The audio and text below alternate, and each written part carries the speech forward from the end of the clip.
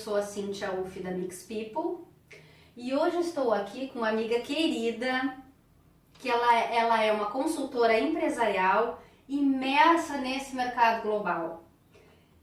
Virgínia Almeida, diretora da VOA, consultoria empresarial, está aqui conosco para trazer as suas experiências em desenvolvimento de liderança. Ela trabalhou mais fora do Brasil, ultimamente, do que no próprio Brasil. Ela desenvolveu trabalhos na Argentina, no México, no Chile. E hoje ela veio dividir conosco essa experiência de desenvolvimento de liderança, tanto no Brasil como em toda a América Latina. Então hoje ela veio trazer essa riqueza. Como é que isso acontece lá fora? Eu conheci a Virgínia numa formação internacional de coaching ontológico com Leonardo Volk. E no convívio, durante toda a formação, foi uma formação de mais ou menos 1 ano e meio. Quase 2, né? Quase 2, entre módulos, que a gente foi se conhecendo e estreitando o nosso relacionamento. Então eu tive o prazer de alinhar e fechar essa agenda com ela, porque a agenda dela é terrível, ela fica mais fora do Brasil do que aqui. E que bom que eu consegui então esse espaço e hoje eu dou as boas-vindas no nosso programa aqui de entrevistas. Eu que tô feliz de estar aqui, né? Que bom a gente poder se ver, acima de tudo, e estar aqui no canal da Cíntia, que eu tô curtindo cada vez mais. Gostando muito, achei essa ideia fantástica, acho que tu tem muito a compartilhar e que bom poder dar um pouquinho aqui para esse público e a gente poder trocar algumas ideias, fico bem feliz. Então, vamos falar um pouquinho da tua experiência de desenvolvimento de lideranças fora do Brasil, me fala um pouco assim dessa diversidade, como é que isso começou? Como é que isso começou na tua vida? Bom, eu sou psicóloga, acabei me formando em Porto Alegre e, né, como tu sabe, escolhi trabalhar no início com empresas, então a minha primeira grande empresa foi a Vompar Refrescos, a Coca-Cola, e foi muito legal a experiência, porque quando a gente entra no universo de uma empresa grande, dentro dos recursos humanos, a gente acaba tendo a oportunidade de lidar um pouquinho com cada área, e isso foi muito legal para mim, para minha experiência. Eu tive a oportunidade de trabalhar dentro da área de desenvolvimento de pessoas, na Vompar, e lá, saindo um pouquinho de recrutamento e seleção, eu fui para a área de treinamento e desenvolvimento. E aí me apaixonei pela área. Quando eu comecei a ministrar alguns treinamentos, eu falei, bom, é isso que eu quero. Quero ficar mais tempo na frente das pessoas do que atrás da mesa. E aí foi uma escolha, né? Acabei pedindo para sair da Vompar, 4, 5 anos depois, e ingressei nesse mundo de consultoria, onde eu estou há cerca de 9 anos, 10 anos na verdade, desde 2008. Eu fiquei mais ou menos uns 6 anos numa consultoria grande, viajei muito e acabei aí pegando uma experiência, né, dentro dessa área. E há 5 anos eu abri a VOA Consultoria, que é a minha cara e meu nome, porque é Virgínia Oliveira de Almeida. Então eu acabo tendo um tempo mais curto, né, para trabalhar com empresas mais focadas, de uma maneira um pouquinho diferenciada, mas estou muito feliz, assim, principalmente de estar tendo essa experiência no exterior já há algum tempo e isso me agregando muito como pessoa também. Você vê diferença da liderança, a gestão da liderança entre Brasil e outros países? Tem uma diferença sempre que é cultural, que é uma diferença também de formação, de cultura, não só do país, mas também daquele local que tu está vivendo ali, né? Conhecendo as pessoas. As pessoas são diferentes, né? Então isso já se percebe. Sim. E os gestores, dentro desse raciocínio, ele tem estilos diferentes. Vamos pensar assim, um gestor argentino, um gestor mexicano, um gestor brasileiro, um gestor chileno. É nítido essas diferenças? Sim, em alguns casos mais e outros menos.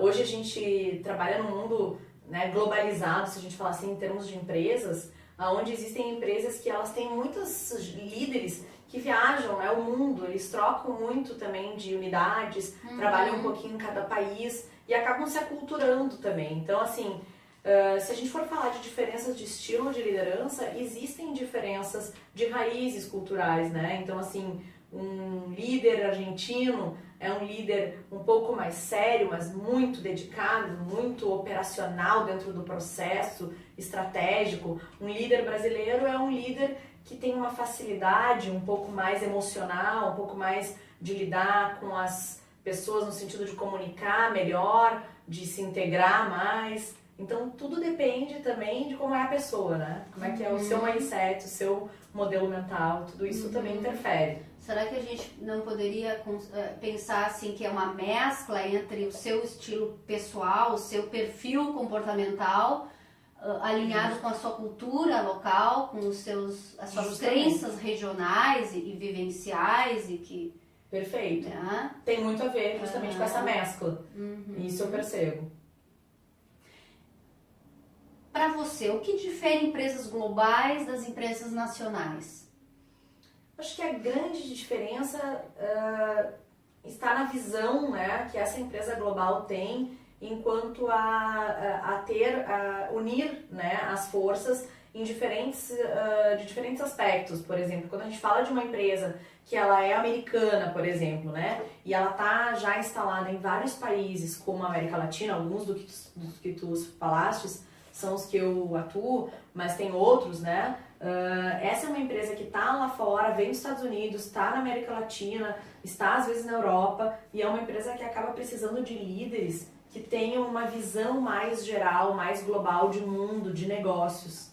Uma empresa que está um pouco mais no seu próprio país, ela tem uma visão, e é importante que ela tenha, o líder tenha, mas é uma visão mais local. Então, a grande diferença que eu percebo é essa questão um pouco mais ampla no que quando se fala em empresa global, né, empresa que tem essa maior abrangência, os líderes eles precisam estar um pouco mais atentos a não só o que acontece no seu país, né? Isso é importante. Gestores de outros países têm um mindset que impacta ou muda o estilo da equipe? Sim, se a gente pensar que o mindset de cada um, né, também tem a ver com o seu modelo mental e como a gente falou antes, se mistura um pouco com a questão regional, cultural, né, de educação, tem um impacto com certeza. Vou dar um exemplo, né? Eu trabalho bastante desenvolvendo líderes em empresas que precisam ter resultados de engajamento maior quanto às pessoas, né? Então, por exemplo, programas onde a gente precisa desenvolver líderes com ferramentas de liderança, mostrando para eles que com essas ferramentas eles vão ter resultados mais efetivos com a equipe, né? São líderes que, por exemplo, estão tendo alguma dificuldade lá na equipe por uma questão da forma que eles dão feedback. Então, vamos dar um exemplo, né? Esse exemplo. Como é que é a forma de um líder dar feedback quando ele é mais sério, mais fechado, mais introvertido, um mindset, por exemplo, um pouco mais fixo, né? Ele tem uma facilidade, uma dificuldade maior. Então, às vezes, isso impacta, sim, no resultado da equipe. Como a equipe é. Porque a equipe acaba sendo o espelho desse líder também, né? Então, em muitos momentos eu peguei casos, né, de líderes que a gente precisou trabalhar essa mudança de mindset e esse comportamento, né, diferenciado no sentido de conseguir entender como administrar melhor esse conflito, como conversar mais com essa pessoa para conseguir ter um impacto maior com eles. Você está falando de mindset fixo. Encontra-se muito líder ainda com mindset fixo? Ainda temos, né, pessoas que têm talvez uma dificuldade maior de perceber o lado mais abrangente, o lado um pouco mais, porque o mindset de crescimento, que é o outro lado, vamos falar assim, né, é um mindset onde as pessoas têm uma capacidade de enxergar mais mudanças, né, possíveis na sua vida, conseguem se olhar mais no sentido de autoconhecimento e perceber que se eu me conheço mais, eu tenho possibilidades, né, maiores de mudança, de desenvolvimento, de conseguir impactar sobre o meu comportamento, o comportamento do outro. O mindset fixo não acredita tanto nisso. Sim. Né? Ele acha que que ele não vai mudar e que o mundo não vai mudar, né? Aquela questão um pouco mais... Ele é assim. É assim. Isso é a personalidade dele, Perfeito. Ele nasceu assim, ele ele enxerga o mundo dessa forma e é isso, né? Exato. O que eu vejo é isso, assim, quando a gente tem um outro tipo de líder, né, com mindset mais de crescimento, esse líder, ele percebe o impacto do que ele é, no que ele faz e no resultado que ele vai ter.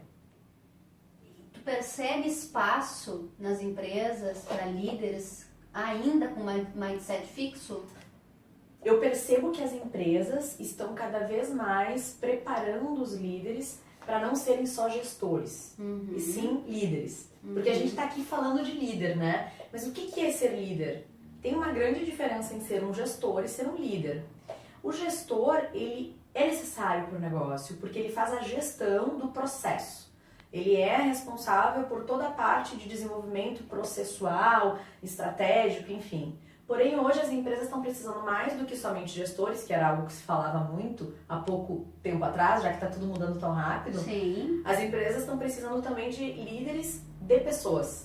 E aí entra o líder, né, que está se falando tanto, né, já vem se falando desde a nossa formação há quanto tempo? 8 anos atrás, quase? Tudo isso. 8 anos atrás, já se ouvia falar no líder coach, né, estava começando. Sim. Que é o líder responsável por entender o comportamento dele e das pessoas e entender qual é o impacto que isso causa no resultado do negócio. Então, eu vejo sim que um líder de mindset fixo, ele tem cada vez menos espaço nas empresas. Porque as empresas estão procurando aproveitar essas pessoas de mindset fixo com as suas habilidades e competências técnicas, porque às vezes são muito bons nisso, mas tentando desenvolvê-las no sentido do comportamento, da competência e abrindo esse mindset. É isso que eu vejo cada vez mais. Hoje eu sei que você tem em casa a experiência de vivenciar diferenças culturais, não é mesmo? Verdade. Bom, para quem não sabe, a Virginia ela é casada com um francês, né? Então ela convive com essa diversidade cultural entre brasileiros, europeus. Como é que é isso? Me fale um pouco disso. J'étudie le français, mais je vous avoue que c'est très difficile. Eu não falo muito mais do que isso. O Cris vai morrer de rir, né? O meu marido que diz que o meu francês é ótimo, mas eu tô aqui engatinhando. As questões culturais sempre são algo que me agradam. Eu gosto da diversidade. Eu não acho que é à toa que eu acabei encontrando ele, porque eu vinha buscando na minha vida desde pequena essa interação com diferentes culturas, né? Eu já comecei dançando, viajando para países, para cidades diferentes e estados diferentes. E o Cris eu conheci no México, quando eu estava trabalhando, inclusive. E aí foi por um acaso, num hotel que a gente se conheceu. De cara foi só um bate-papo profissional, ele estava a trabalho também no México. E acabamos trocando e-mails, correios, né? Enfim, redes sociais. E depois de um ano é que ele veio ao Brasil para a gente se conhecer melhor. E agora ele está morando aqui no Brasil. Então ter essa troca em casa é interessante porque me ajuda no meu trabalho com as pessoas. E o Cris, né, ele foi líder há muito tempo. Então o trabalho que ele também desenvolveu fora e como ele lidava com a equipe dele, eu aprendo um pouquinho para poder também lidar com as pessoas de outras culturas que eu trabalho. E eu vejo que sempre me ajuda, assim. Ele é europeu, o europeu ele tem um traço também que é um pouco diferente do brasileiro. Ele se surpreende, hoje ele está morando aqui com a nossa facilidade de expressão, né? O europeu sempre nos vê como um país com uma liberdade maior de expressar o sentimento. Não choca ele, assim, essa proximidade do brasileiro? O brasileiro, ele chega até a avançar a zona de... Né? Vai um pouquinho além, como é que se chama, né? esse termo técnico aí? Zona privativa, né? A privacidade do outro, a privacidade né? do outro, né? O brasileiro, ele é muito de abraçar, de... Espaçoso, né? A Espaçoso. gente é bem espaçoso, assim, eu também sou. Pois eu achava no início que ele iria se chocar um pouco mais, mas eu vejo que ele justamente ele se encanta com isso. É o que encanta ele, é a nossa facilidade de conseguir ter essa proximidade. Mas não significa que ele não vê algo como diferente. No início, acho que mais. Agora ele já tá 1 ano e meio aqui, a gente brinca com ele que ele já tá meio brasileiro, assim, né? Então, ele também já tá um pouco mais solto, mas ele já é uma pessoa que é um pouco mais solto, ele é da área de comércio exterior, então ele gosta dessa questão cultural, então acho que tá bem propício, né? E essa diferença de modelo mental, assim, não foi impactante para vocês? Ainda é em alguns pontos. Em alguns pontos eu brinco com ele, agora tu tá sendo bem europeu, né? Então, assim, eles têm um penso mais objetivo, mais lógico, um pouco mais estratégico, assim, no sentido de se é assim, né? Por que aquilo que foi combinado assim não tá sendo assim? Às vezes eu digo pra ele, sim, mas os acordos, não deu tempo, os acordos, as regras, os horários, as normas, né? Às vezes eu digo, ele fala, mas por que tu não combinasse comigo antes? Ele fala. E eu digo assim, porque eu não tinha pensado antes. Simples assim, né? Às vezes eu pensei agora. E aí ele fica me olhando assim, um pouco surpreso e um pouco, né, assim, bom, o que eu vou dizer? Né? Porque eu brinco com ele que a parte emocional, comportamento, e é isso que a gente trabalha com os líderes, né? É algo que nos surpreende até a nós mesmos. Qual é o nosso grande desafio como pessoas? É conseguir dominar um pouco mais essas nossas emoções, esses nossos comportamentos, sentimentos e conseguir entender o que fazer com isso nas horas, né, que a gente precisa da melhor forma. Acho que é isso, né? E ter uma inteligência emocional para lidar com o outro. Perfeito. Né? Essa agilidade, essa inteligência emocional, que também dá um outro assunto aqui no canal, muito bom.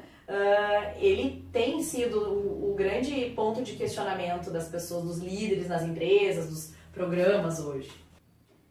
Nos conte alguma experiência que foi ímpar para você nesses anos de desenvolvimento de liderança. Eu sei que tu tem várias para nos dividir aqui, mas como o nosso tempo está escasso, apenas uma experiência que é imperdível. Bom, muitas experiências legais, né? E eu acho que o que eu mais amo no meu trabalho é dividir com as pessoas experiências de aprendizagem, experiência de vida, né?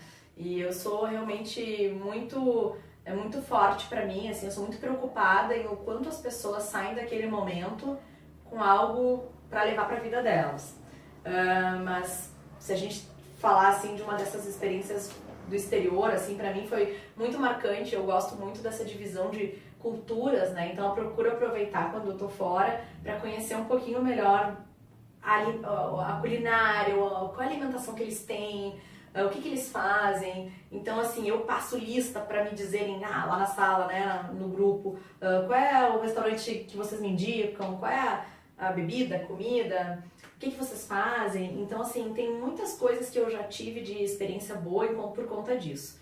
Uma que eu conto, assim, rapidamente para ti, foi que, assim, eu sempre saio, né, onde eu tô, nos países que eu tô, para dar uma volta em algum momento que eu consigo.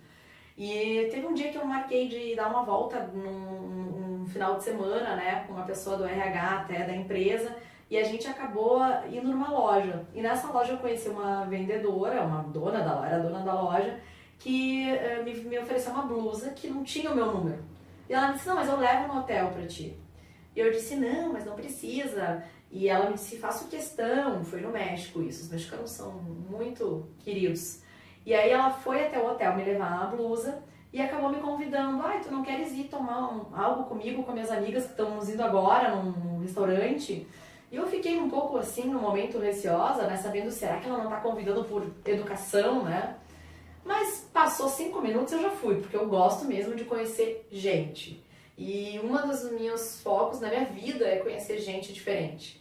E aí eu peguei, fui e cheguei lá, foi uma maior surpresa, porque tinha uma mesa com várias pessoas diferentes, pessoas com suas formas diferentes de ser, que não eram da empresa que eu estava trabalhando, mas me ensinaram muito também sobre a cultura daquele país. E o que eu tenho para te contar é que eu sou muito amiga dessas pessoas dessa mesa até hoje. São amigas mexicanas que viraram minhas amigas. Todas as vezes que eu vou pro México, elas dão um jeito da gente se encontrar e a gente virou amiga pessoal, assim. E isso é muito, muito legal, né, nessas vivências. Isso me marca sempre. Olha só, que situação, né? É. Que legal. E às vezes as pessoas da empresa, né, também, naquele momento curto que a gente tem ali, mas, deixa eu te dar um doce típico para te experimentar. né? No México, uma vez eu perdi umas tequilas na hora de entrar no voo e teve um aluno que depois soube que eu perdi as tequilas, foi lá e me... Não, tá aqui as 2 tequilas que tu tinha perdido. Então, assim, essa interação cultural, além só do momento de aprendizagem, é algo que fica sempre marcado pra gente, né? Muito bom. Pra gente finalizar essa primeira parte aqui da nossa entrevista, nos conta um mico que você tenha passado, assim. Sempre passo mico, porque eu tenho, assim, uma tendência de me mexer muito em sala de aula. Eu caminho muito, eu sempre brinco quando eu começo, eu já falo, se for muito treinamento, no final eu danço, porque eu dancei mais tempo do que eu sou psicóloga. Eu comecei a fazer balé clássico com 4 anos, eu fiz jazz, folclore, até os meus 30 e poucos anos eu sempre dancei. Então eu digo, se precisar eu danço, e um dos maiores micos, né, já foi muitas vezes ter que dançar no final, porque as pessoas me diziam, foi ruim o treinamento, a gente não gostou, agora dança. Então, não deixa de ser um mico, mas como eu gosto, né? Sim. Foi divertido, assim. Teve uma vez no México que eles queriam aprender samba. Então, a gente terminou fazendo uma pequena aula de samba, depois de todo o aprendizado, né? Também interpessoal, veio um aprendizado ali corporal, não deixa de ser também interessante, né? Trocar essas culturas. Daqui a pouco tu tá na internet e nem sabe. Não, né? eu sei, pode ser. Que vergonha, Deus o livre. Virgínia, me fale de um desafio que você teve nesses teus trabalhos de desenvolvimento de liderança lá fora. Teve alguma situação assim inusitada que tu passou por conta da barreira até da língua, né? De você ter que estar falando espanhol o tempo todo. Pois é, eu até brinco que o espanhol não é tão difícil para mim, porque eu acabei aprendendo muito cedo, né? Mas acabou sendo um desafio em algum momento, sim. Eu, quando dava muitos treinamentos na Argentina e quando fui convidada para fazer meu primeiro treinamento no México, foi um desafio para mim gigante, porque eu já sabia que o espanhol mexicano é um pouco diferente do argentino, e a empresa me pediu para fazer uma ligação para me conhecer um pouquinho falando em espanhol. Então isso foi algo que me marcou muito, porque não deixou de ser uma prova oral, né? Que eu achava que ia ser mais leve, mas quando eu entrei na call tinham 5 diretores, gerentes, RH, era todo mundo para verificar o meu espanhol mexicano. E eu com o meu sotaque super castelhano, né? Eu tenho um espanhol mais portenho, e aí foi um desafio gigante, mas o mais importante é, claro, fazer com que eles me entendessem, era o meu desafio. E apesar de não falar todas as palavras mexicanas, né? Eu tinha a consciência de que o que eu queria era fazer eles perceberem que o conteúdo ia me ajudar a ir mostrando para eles, né? E eles me trazendo também um pouquinho dos pontos que eu não conhecia da língua. Então esse foi um grande desafio. Depois da primeira turma foi. Aí eu fiz outros trabalhos lá e hoje até eu já me vejo falando alguns termos mexicanos às vezes. Então fica interessante. Foi um aprendizado para mim também. Bom, eu vou terminar essa primeira parte com a Virgínia. Como vocês viram, a gente tem muita coisa para explorar. Se você gostou dessa entrevista, dessa primeira parte, não saia daí. Nós temos a segunda parte da entrevista, vamos trabalhar outros assuntos, vamos falar de ferramentas de gestão de pessoas. Deixe seu comentário aqui embaixo, se você gostou, se você tem alguma sugestão. Toque no sino, vem para Mix, seja a melhor versão de você. Mix People, inteligência em gestão de pessoas.